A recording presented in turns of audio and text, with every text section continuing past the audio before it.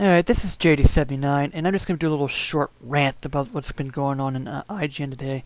Before I'm going to be talking about used games and the over here. First of all, Blizzard, you're a moron for putting on the always on connected DRM on your Diablo 3 game, and about your mods over here, well, let's face it, user-generated content is coming, and you better embrace it, because that's all I have to say about Blizzard and Diablo 3. I might, but it's a year off over here. I read there's a lot of backlash already happening on Blizzard's Diablo 3, and I think they deserve it, because, I mean, always on connected, it's not going to work, it's going to be hacked, and anyway. And it's just not going to work. And people like me, well, I ain't going to pirate those games, but, you know, I just play Little Big Planet and just sit in the sidelines and watch Driver, San Francisco, and Diablo 3 watch all the consumer backlash, and I'm like, thank goodness I'm living in the haven of Little Big Planet, or maybe if I play my PS1 games or my 8-bit NES games, I can just sit in this oasis of all the storm that's been going over here. Okay, but I'm going to talk about Resistance 3. And what bugs me about... I just go to IGN, and they just talk Resistance 3 every single day. It's the coolest game that's coming out. It's gonna be fun. It's gonna be exciting. Oh, we had the video blowout, and it's got the awesome multiplayer here. And the cool brown textures. I think some people like brown because, oh, it's good. Resistance 3's here. And I'm gonna tell you, IGN here. This is, I'm gonna show you a heads up here. No matter what you put in the game, I'm not gonna buy it. I'm not going to buy the game. Screw the PlayStation Net Pass, screw the PlayStation Network Pass, and screw that game. And that's all I have to say about IGN. And end of story. I'm not buying that game. You can put anything you want in there. And yes, I see the PlayStation Move compatible in up there. I love the PlayStation Move, but no, I'm still not buying the game. And I read a lot of bits over here, and it says, and for you people who flame me, says that I'm not going to buy the PlayStation 3, say, oh, what's the big deal? I mean, here's the thing. Rent the game. Go to Redbox and rent the game. Try going online, and maybe you'll change your tune. The PlayStation, the PlayStation Network Pass is nothing more than price gouging your customers who want to rent the game, and like this. I mean, go ahead, buy the game, but I have something to say. Lend it to your friend a couple of days after you go online, because your friend decides to go online. But then the friend's going to come back to you and say, hey, excuse me, I can't go online unless I pay $10. And then maybe the fanboys who flame me for this will probably change their tune and what they're trying to do.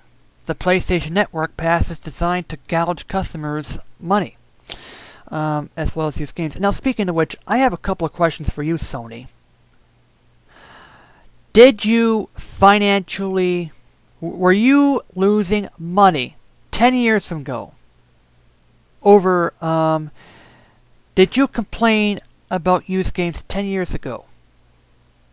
Okay,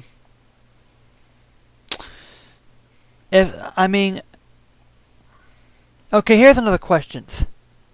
Was the video game industry under a crisis 10 years ago? Think about it this way. 10 or 20 years ago, when, 10 years ago, used games were a hot thing. Many people bought used games. Many people bought used Super Nintendo and even their used games lately. So, did the video game system, did the video game industry struggled 10 years ago when used games were used games for a good part of the industry? That's the question I like to ask the developers. Were you losing money when lots of used games were being sold? I don't believe so, because 10 years ago, 15 years ago, video games were golden at that time. We got great games, and Grandia was made a lot of money.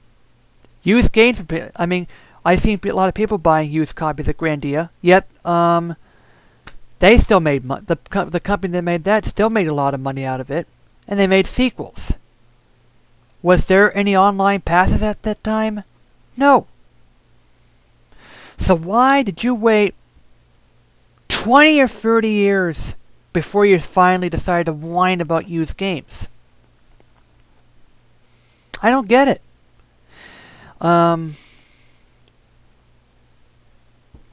That's the tough questions that the industry must answer. But anyways, this is just my latest rant on the PSN Pass and Resistance 3. I'm not buying that game. IGN, you can just, litter the thing with Resistance 3, but I'm not going to buy it. And, yes, I'm making good on my promise on my first PSN Pass rant video, since I'm not buying Resistance 3. And out of all these sites that I'm still not buying this game. Resistance 3 Video Blowout. It's gonna be the best game. Check out the multiplayer. It's a brown game. It's just another first-person shooter. It's already flooded the markets, and that's all it is. It's another first-person shooter. If I want to buy, if I want to play a game, I might buy Infamous 2. It doesn't have PSN. It doesn't have PSN Pass. It has a great deal of user-generated content. So I'm going to buy that game later on. But no, Resistance 3, forget it. I'm not buying it. That's all I have to say to IGN, and that's my question to the informations. Was the video game thriving? Did you block used game sales 20 years ago? Did you block used game sales 10 years ago? Did the video game industry collapse at that time? If it hasn't collapsed, then why are you whining about it right now? And that's why I have to say, JD out. God dang these industries. They're just pigs. Being these green pigs from Angry Birds. What am I going to do?